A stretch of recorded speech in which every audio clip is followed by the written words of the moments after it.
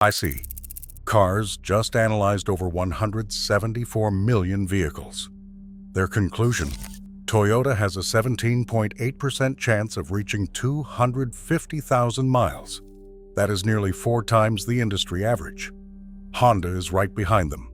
Meanwhile, in the Consumer Reports 2025 Reliability Survey, some Japanese brands ranked dead last, with continuously variable transmissions failing before 100,000 miles, and class action settlements totaling hundreds of millions of dollars. Japanese cars have a reputation for being bulletproof, but that reputation does not apply to every brand. Today we are looking at 4 Japanese cars that absolutely refuse to die, and 3 that will leave you stranded the moment the warranty clock runs out. Trust me, number 3 on the bad list is going to shock you, because this is a brand that used to be synonymous with reliability. Let us start with the cars that just will not quit. Number 4. Honda Civic. The Honda Civic has been around since 1972 and has earned something close to an immortal reputation. J.D. Power gave the 2024 Civic a predicted reliability rating of 82 out of 100. That's outstanding. But numbers don't tell the full story. What tells the story is the guy in Canada whose 2011 Civic sedan hit 500,000 miles without any major repairs. He changes the oil every 10,000 to 12,000 miles and flushes the coolant and transmission fluid every 40,000 miles. That's it. 500,000 miles and no major repairs. Another owner reported putting 475,000 miles on his 2008 Civic EXL, and it's still running. The average Honda Civic lasts between 200,000 and 300,000 miles. That's roughly 20 years of daily driving. And the average annual repair cost, just $368. That's less than $1 a day. The engine block on a Civic is forged, not cast. That's a manufacturing technique that makes it significantly stronger and more resistant to cracking under stress. When people joke that you can't kill a Honda Civic, they're not joking. The data backs it up. IC Cars gave the Civic a 7.7 out of 10 reliability rating, ranking it 5th out of 29 in the most reliable small cars category. For a car that starts under $25,000, that's an absurd amount of value. Number 3. Toyota Corolla. The Corolla is the best-selling car in history. Over 50 million sold worldwide. That's not an accident. People do not keep buying a car for over 50 years unless it works. And the Corolla works. Consumer Reports ranked the Toyota Corolla as one of the top 5 most reliable individual car models for 2025. Not the most reliable Japanese car, the most reliable car, period. One owner posted on Reddit that his 2013 Corolla CE had over 415,000 miles on it. That's not a typo. He is not some obsessive mechanic doing engine rebuilds in his garage. He is just changing the oil and replacing the basics. According to RepairPal, the Corolla costs about $362 a year in maintenance. That's the lowest in its class. Toyota does not chase trends with the Corolla. They do not throw in turbocharged engines, dual-clutch transmissions, or overcomplicated infotainment systems that crash mid-drive.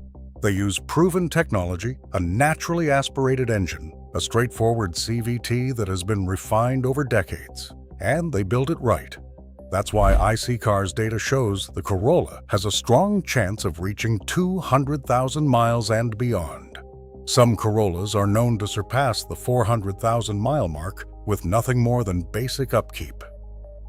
Number 2. Toyota Prius. Now, when the Prius first came out, everyone said the same thing. That hybrid battery is going to be a nightmare. It will die at 100,000 miles and cost you thousands to replace. That was the narrative. And the narrative was completely wrong. Previous generation Priuses are famous for covering over 300,000 miles with only basic maintenance. Some have broken the 600,000 mile barrier. The Prius consistently lands at number 1 on the list of cars most likely to reach 200,000 miles, according to IC Cars. In 2025, IC Cars included the Prius in their list of longest-lasting hybrids. with the hybrid category growing fast as these drivetrains prove their durability year after year. What makes the Prius so unkillable? Toyota's hybrid system is remarkably simple compared to what other automakers are doing with plug-in hybrids. There is no turbocharger, no dual-clutch gearbox, no complex charging system. It just cycles between electric and gas seamlessly, and it does it for hundreds of thousands of miles. Add the fact that regenerative braking means your brake pads last significantly longer, and you have a car that costs almost nothing to maintain and just keeps going. Starting under $29,000, the Prius is proof that going green does not mean going broke. And the 2025 model, it is actually good-looking now, which is something nobody saw coming. Number 1. Toyota Land Cruiser. The Land Cruiser is the undisputed king of longevity. Full stop. The IC Car's longest-lasting cars study ranked the Toyota Sequoia first, with a 39.1% chance of hitting 250,000 miles, and the Land Cruiser is right there alongside it in the top tier. A Land Cruiser with 200,000 miles? That's not high mileage. That's Tuesday. Forum members regularly discuss Land Cruisers with 300,000 miles and 400,000 miles that are still running strong. One particular Land Cruiser documented by the Christian Science Monitor had over 600,000 miles on it and was still in good, drivable condition. That is the highest mileage ever recorded on a daily use vehicle. And here is the thing most people do not know.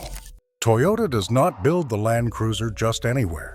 They build it exclusively at their most prestigious Japanese factory, despite the heavy import tariffs that come with shipping it to the US. They would rather eat the cost than compromise the build quality. Toyota also owns most of the suppliers in the Land Cruiser supply chain, meaning they can ensure the quality of every single component going into that vehicle. The engines are overbuilt on purpose. They are designed with massive tolerances, so they can handle extreme heat, freezing cold, deserts, mountains, anything you throw at them. That is why you see Land Cruisers running in some of the harshest environments on Earth, from African safaris to Middle Eastern deserts, with 500,000 miles and no signs of slowing down. Hey, if you are getting value out of this video, do me a favor and hit that like button. Now, let's talk about the Japanese cars you should avoid. Number 3. Mazda CX-90. This one hurts because Mazda, as a brand, actually ranked second in J.D. Power's 2025 dependability study. They make some of the most reliable small cars on the road. The MX-5 Miata is legendary, but the CX-90 is a disaster. Consumer Reports rated both the CX-90 and CX-70 plug-in hybrids as having the worst predicted reliability of any Japanese car in their 2025 rankings. The 2024 CX-90 was recalled 11 times by NHTSA in a single model year. The recalls covered everything from loss of drive power to fuel gauge malfunctions to defroster and battery cooling failures. Owners on the CX-90 forums are documenting a long list of problems. One owner reported that his plug-in hybrid needed a brand new hybrid battery at less than 20,000 miles. Another owner had the car at the dealer for over 5 weeks, dealing with squeaks, rattles, a squealing steering assembly, and transmission problems. The transmission itself has been one of the biggest complaints. Owners describe jolty shifting, violent gear engagement from a stop, and the car locking in first gear when entering the highway and refusing to upshift. One owner from New Jersey reported that between December and February, his CX-90 experienced repeated engine stalling, hybrid system malfunctions, and complete loss of drive power. He said this car is unsafe to drive. Another owner from Tennessee said the car bricked itself in park after an electrical leakage warning.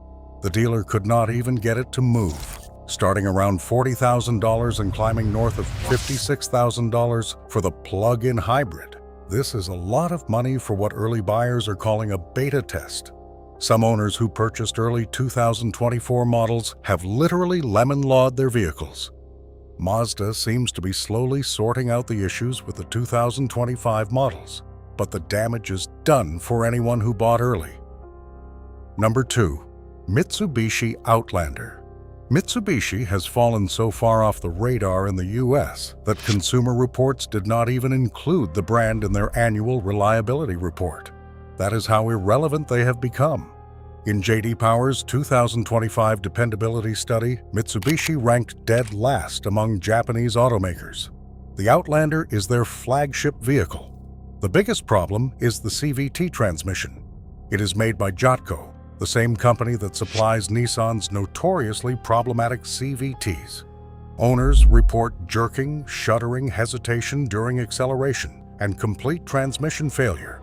One owner reported their transmission was replaced under warranty at just 55,000 miles. A class action lawsuit filed in 2021 alleged that the Outlander's CVT causes erratic shifting and hesitation, exposing drivers to dangerous situations. Mitsubishi recalled over 82,000 vehicles to address transmission problems that could delay acceleration. Beyond the transmission, owners are reporting engine overheating, coolant leaks, electrical system failures, and suspension issues. One owner on the Outlander forum said their 2024 model had been to the service center 4 times, and they still could not fix the clicking sounds from the front suspension. Another said their Outlander overheated twice, with coolant going everywhere, and it was back in the shop for the 3rd time. Mitsubishi offers a 10-year, 100,000-mile powertrain warranty, which sounds incredible on paper.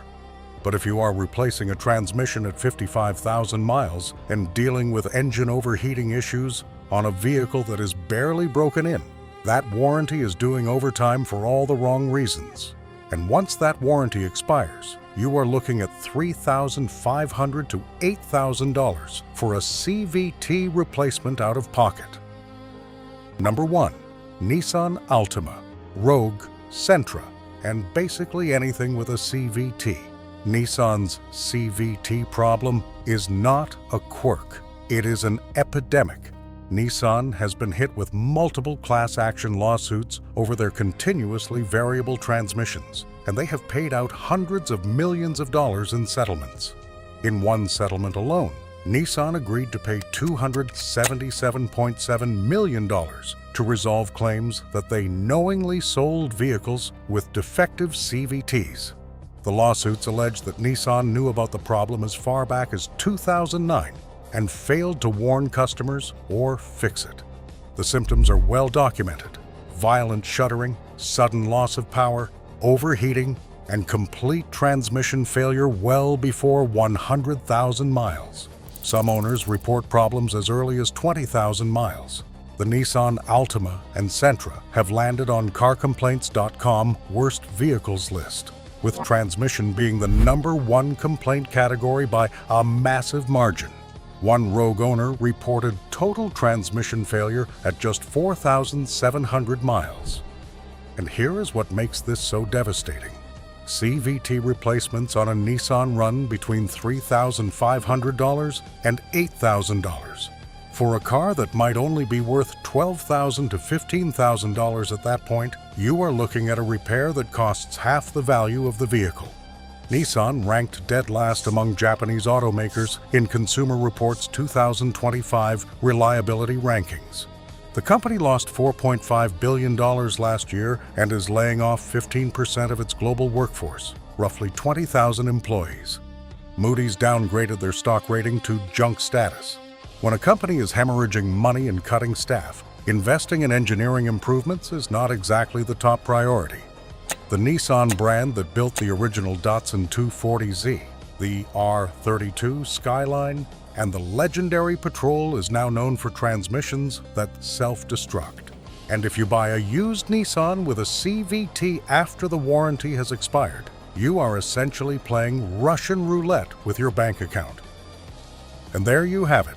4 Japanese cars that will outlive you, and 3 that might not outlive their first oil change. From the Land Cruiser's 600,000-mile legacy to Nissan's $277 million CVT settlement, the gap between the best and worst Japanese cars has never been wider. Which one surprised you most? Drop it in the comments. If you found this valuable, hit that like button. It genuinely helps the channel grow. And do not forget to subscribe so you do not miss the next one. Thanks for watching, and I will see you in the next video.